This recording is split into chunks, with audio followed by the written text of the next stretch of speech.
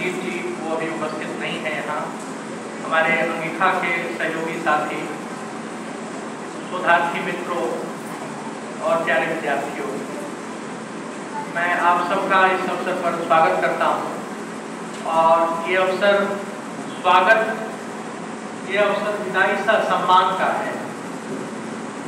Homeopathy के doctor मीठी गोली के साथ कड़वी दवाएं दिया करते हैं।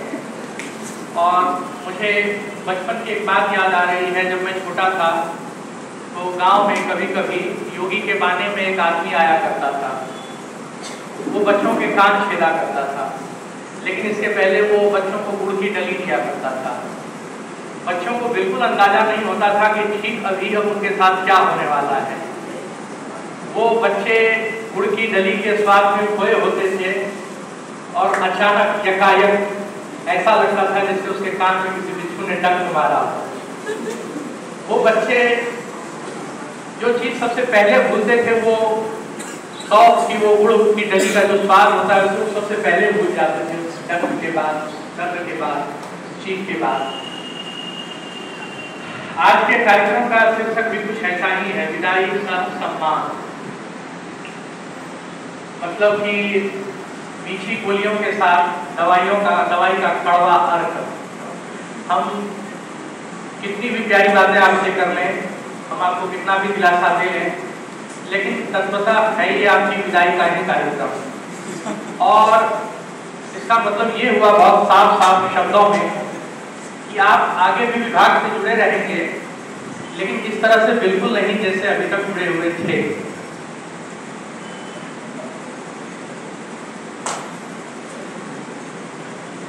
तो आप रोज यहाँ आते थे, सीखते थे, कक्षाओं में बोलने का आपका बहुत मन होता था, लेकिन बोलने से घबराना, तैयारी करके अगले रोज आना, लेकिन बोलने में आधा फिर भूल जाना, कई बार अटेंडेंस होने के बाद चुपके से निकल जाना और शहर की फिजा में कहीं खो जाना, किसी से किया मनोज का वादा निभाना या शहर में खुले मॉल का चक्कर लगाना, सबसे मिलना जुलना, सेल्फी के बहाने दिनकर वाटिका में उधम और स्टेटस देखकर छोड़ क्यों दिया, उस पर कमेंट क्यों नहीं किया है, ऐसी शिकायतें। और घर पर रहूंगी फोन मत करना, ऐसी हिदायतें। अटेंडेंस के लिए ग्रुप से झगड़ना, हमको सबका ठिके से गिने हैं कहकर ग्रुप का बिगड़ना, किताबों के लिए विभाग की लाइब्रेरी जाना और अनिता रानी का प्रवचन सुनकर बगैर किताब भंडाए हुए लौट आना, जन्मदिन या किसी और उत्सव के बहाने छठू जी के यहाँ के समोसे और ठेले मिठाई पर मेहरबानी, यहाँ से लौटते हुए मारवाड़ी कॉलेज के सामने की चाट पर निगहबानी, रंगोली सजाना हो, गीत गाना हो, कोई कार्यक्रम सफल बनाना हो, रूटीन के समय से लेट आना हो, दिन का एक बड़ा हिस्सा यहाँ बिताना, थके मांदे घर, लॉज या हॉस्टल लौट जाना, मैस का या खुद बनाकर कुछ रूखा सूखा खाना, ये सब आपके जीवन के हिस्से रहे। एमए के दिनों के ये किस्से रहे, ये किस्से फिर न दोहराए जाएंगे। अब आप यहाँ उस तरह से नहीं आएंगे। कोई कविता नहीं थी, इतनी सारी बात अगर मैं गद्य में कहता तो मुझे ज्यादा बोलना पड़ता, और बहुत बुनियादी प्रकृति का भेद है गद्य और पद्य के बीच में। पद्य कम में आप कह सकते हैं ज्यादा से ज्यादा, गद्य में फैलाव है, बहुत स्पेस चाहिए गद्य को। भाषा सीखने के बाद इंसान चीजों के साथ चालाकियां करना सीख जाता है, वो एक बहुत अच्छा मैनिपुलेटर हो जाता है। कई बार वो परिस्थितियों की नोक को बोथा कर देता है या उस नोक को नरम करना चाहता है। 2019-21 के सत्र के विद्यार्थियों के लिए ये विदाई सा सम्मान कुछ इसी तरह का प्रयास है, और यह रचनात्मक है। आपको ज्यादा न चुभे, विदाई की गूंज ज्यादा न सुनाई दे, मेरे ख्याल से ये शीर्षक शायद इसलिए रखा गया और यह अच्छा है, ये ठीक है। लेकिन विदाई के साथ सिर्फ रोने गाने जैसी बातें नहीं जुड़ी हैं, विदाई के साथ कुछ अच्छी चीज़ें भी जुड़ी हुई हैं। और वो ये है कि एक सफ़र था और उस सफ़र का एक पड़ाव था, ये वो पड़ाव, उस पड़ाव से आपका वक्त खत्म हुआ, अब आपको और आगे जाना है। ये दूसरा मतलब ये भी हो सकता है कि आपको मुक्ति मिली। दुनिया भर के विश्वविद्यालय 2 साल में एमए की डिग्री दे रहे हैं, हम आपको 4 साल में एमए की डिग्री दे रहे हैं, आपको इससे मुक्ति मिली, आपको आगे जाना है, दुनिया बहुत बड़ी है, बहुत कुछ करना, देखना, सुनना है, तो जब तक हम आपको छोड़ेंगे नहीं आप आगे जा नहीं पाएंगे। तो मुक्ति का भी एक प्रसंग जुड़ा हुआ है इस विदाई से। और दूसरा कि यहाँ से निकलने के बाद आपको एक नई चुनौती मिलती है। अभी तक आप अपने घर परिवार को, यार दोस्तों को, रिश्तेदारों को कह रहे थे कि हम एमए कर रहे हैं, आपके पास कुछ कहने के लिए था, अब अचानक लगेगा सन्नाटा है, कुछ है नहीं, वैक्यूम जैसा महसूस होगा। लेकिन वो वैक्यूम कोई दुखद चीज़ नहीं है, कोई बुरी चीज़ नहीं है, वो एक चैलेंज है, वो एक चुनौती है कि आप फिर से नए रास्ते की तलाश करें, फिर से नई ठीहे की तलाश करें, कहीं और अपना मुकाम बनाने की कोशिश करें।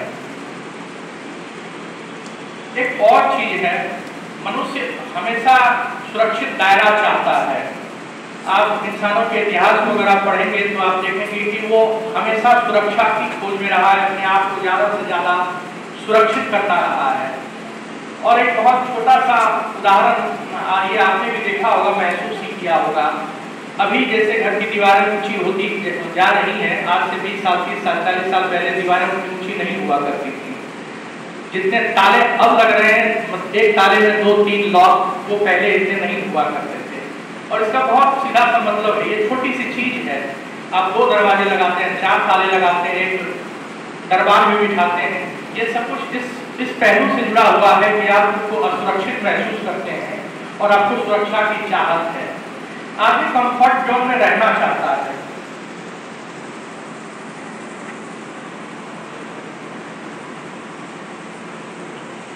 तो ऐसी डिग्रियां जिसको पूरा करने में 2 साल का वक्त लगे और इस यूनिवर्सिटी की मेहरबानी से 4 साल का वक्त लगे, तो आपके भीतर बाहर एक कंफर्ट जोन क्रिएट हो जाता है, सुरक्षित दायरा बन जाता है। वही दायरा है जब आप किसी को कहते हैं मैं भी एमए कर रहा हूँ, इसलिए भागलपुर में रह रहा हूँ, इसलिए शहर जा रहा हूँ, इसलिए ये काम नहीं कर पाऊंगा, इसलिए वो काम नहीं कर पाऊंगा, शादी नहीं करूँगा, वो काम नहीं करूँगा। ये सब सुरक्षित दायरे के साउंड्स हैं अलग अलग। वो सुरक्षित दायरा आपसे छिन रहा है, आपसे अलग हो रहा है, आपको पीड़ा होगी, वो वैक्यूम आप फील करेंगे, महसूस करेंगे। और ये सिर्फ आपके साथ हो रहा है ऐसा नहीं है। मुझे जितू कृष्णमूर्ति की बात याद आ रही है। आप जानते हो कि भारत के बहुत बड़े दार्शनिक रहे हैं वो, और संयोग से जब मैं आंध्र प्रदेश में था तो उनके गांव जाने का मुझे मौका मिला था। इस प्रसंग में उन्होंने एक बात कही है कि इस जीवन में न जाने हमें कितने विछोहों का सामना करना पड़ेगा, लेकिन यदि आप प्रसन्न रहना चाहते हैं तो उन्हें स्वीकारने के अलावा हमारे पास और कोई चारा नहीं। आप उन्हें स्वीकारते जाइए, आगे बढ़ते जाइए। हमारे पास ठहरने का विकल्प नहीं है, आप ठहर नहीं सकते। जिंदगी एक ऐसी चीज है, आप चाहें भी तो आपको ठहरने नहीं देगी, आपको धक्का देगी। वो इस तरह का आप दृश्य, इससे एक दृश्य की कल्पना कीजिए कि आप भीड़ में हैं, आप खड़े रहना चाहते हैं लेकिन वहाँ खड़े नहीं रह पाएंगे, पीछे का रेला आपको आगे पहुँचा देगा। जिंदगी में कुछ ऐसी ही चीज है, आप गलत दिशा में जाएं, सही दिशा में जाएं, अच्छा करें बुरा करें, लेकिन आप एक जगह टिक नहीं पाएंगे, आपको बढ़ना होगा। दिशा अलग हो सकती है लेकिन आपको मूवमेंट करना होगा। मुझे नहीं मालूम कि एमए के बाद आपके प्लान्स क्या हैं, आपकी योजनाएं क्या हैं, आपकी कार्यसूची क्या है, आप क्या करने वाले हैं। मैं बस कयास लगाता हूँ, अंदाजा लगाता हूँ कि आप में से कुछ लोग शायद बीएड करें, कुछ लोग पीएचडी में आए, कुछ लोग कहीं दूसरी नौकरियों के लिए तैयारियां शुरू कर दें, या कुछ लोग कहीं छोटा मोटा काम शुरू कर दें प्राइवेट के साथ, निजी लोगों के साथ, निजी कंपनी के साथ। मुझे नहीं मालूम आप क्या करने वाले हैं, लेकिन कुछ जो मैं समझ पा रहा हूँ और जो मैं कयास लगा पा रहा हूँ, उससे जुड़ी हुई 2-3 बातें कि पीएचडी एक बहुत ही लंबी रेस है। आपको पहले ही बहुत ज़्यादा मानसिक रूप से पहले तैयार होना पड़ेगा उसके लिए। कुछ नहीं कर रहे हैं और पीएचडी करने लग गए, ये कोई अच्छी बात नहीं है, ये कोई अच्छा नजरिया नहीं है, ना आपके लिए, ना शोध के लिए, ना उस विषय के लिए, ना उस विभाग के लिए। तो पीएचडी एक लंबी रेस की चीज है, लेकिन अगर आपके हाथ में जेआरएफ है तो ये लंबी रेस की चीज आपके लिए आसान हो जाएगी। वो लंबी रेस आपके लिए बहुत मुश्किल नहीं रहेगी। भारत सरकार के वजीफे को पाते हुए, शोध को करते हुए आप अपना रास्ता बना सकते हैं, अपना रास्ता निकाल सकते हैं, कहीं काम आपको जरूर से जरूर मिल जाएगा। जहाँ तक बीएड का सवाल है, ये एक पेशेवर डिग्री है, ऑक्यूपेशनल डिग्री, व्यावसायिक डिग्री है ये, और वो डिग्री भी अब बहुत आसान नहीं रही। वहाँ भी रोज नई जटिलताएं आ रही हैं। आप बीएड करें, फिर सीटेट करें या एस्टेट करें, उसके बाद आप उम्मीदवार बनेंगे, तो उसका रास्ता भी कोई छोटा नहीं रह गया है। लेकिन बीएड की डिग्री इस मायने में बेहतर है कि वो डिग्री अगर आपने ले ली तो निजी स्कूल आपको काम देंगे, आपको काम मिल सकता है, बशर्ते आप अपने विषय में, अपने अनुशासन में बेहतर हो, आपको वहाँ काम मिल जाएगा। इसके अलावा अगर आप प्रूफ रीडिंग सीख लें, एडिटिंग का काम सीख लें, संपादन का काम सीख लें, आप अनुवाद का काम सीख लें, तो आपको बहुत पैसा मिलेगा और बहुत काम मिलेगा। आपके पास न पैसे की कमी होगी, न काम की कमी होगी, शोहरत भी आपको मिलेगी, बशर्ते इन चीज़ों को आप जानते हो, इसका इल्म आपको हो। और ये कोई ऐसी चीज़ नहीं है जो आप नहीं सीख सकते। आप नहीं जानते हैं वो बुरी बात नहीं है, वो लज्जा का विषय भी नहीं है। आपको नहीं मौका मिला, आपको एक्सपोजर नहीं मिला, लेकिन अगर आप सीखना चाहें तो उसे सीख सकते हैं और बेहतर कैरियर उसमें बना सकते हैं, सम्मानजनक नौकरी भी पा सकते हैं। मैं वापस फिर से पीएचडी पर आता हूँ।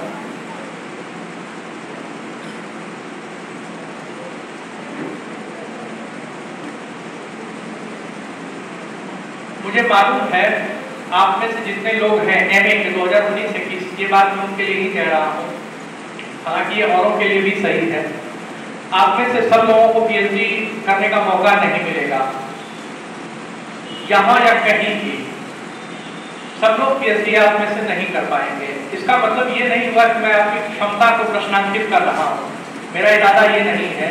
आप बेहतर हैं, बेहतर नहीं है तो अपने आप को बेहतर कर सकते हैं, ये मैं मानता हूँ, ये भरोसा मेरे भीतर है कि आप अपने आप को बहुत अच्छा कर सकते हैं।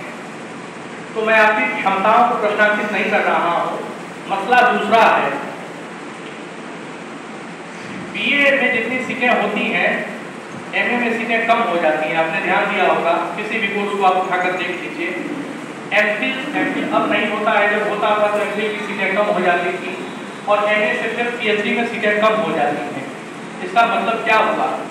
इसका मतलब ये हुआ कि भारत का जो हायर एजुकेशन का सिस्टम है, भारत की उच्च शिक्षा व्यवस्था का जो प्रारूप है वो पिरामिड की तरह है ना, पिरामिड की तरह है। जैसे जैसे आपका स्तर ऊपर जाता है, ऊपर जगह कम होती जाती है, स्पेस कम होता जाता है।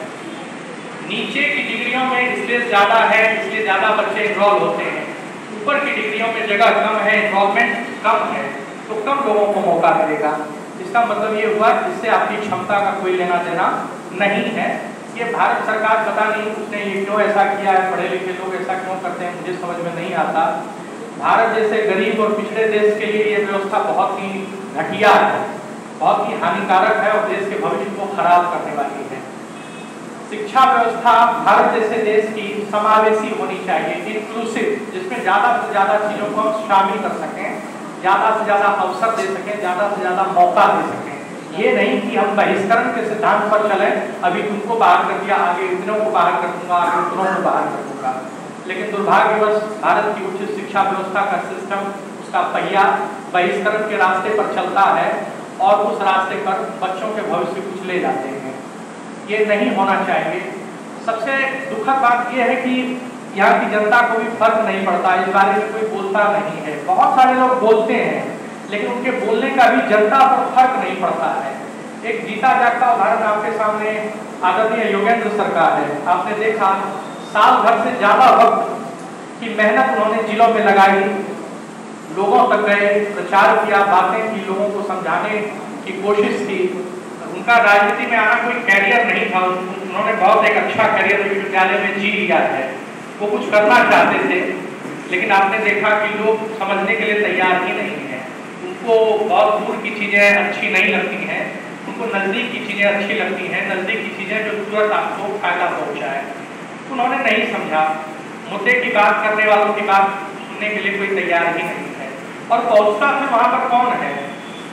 यहाँ पर काम करने वाले आदमी को होना चाहिए, उसके बजाय ऐसे लोग पहुँचते हैं जिसके बारे में पीयूष मिश्रा की एक बात मुझे याद आती है कि इस मुल्क ने जिस आदमी को जो काम था सौंपा, उस आदमी ने उस काम की माचिस लगा के छोड़ दी।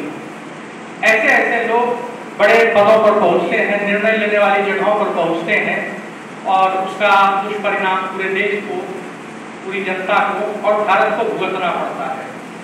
तो मैंने आपको आगाह किया कि पीएचडी का आलम ये है, उच्च शिक्षा व्यवस्था का पूरा आलम ये है।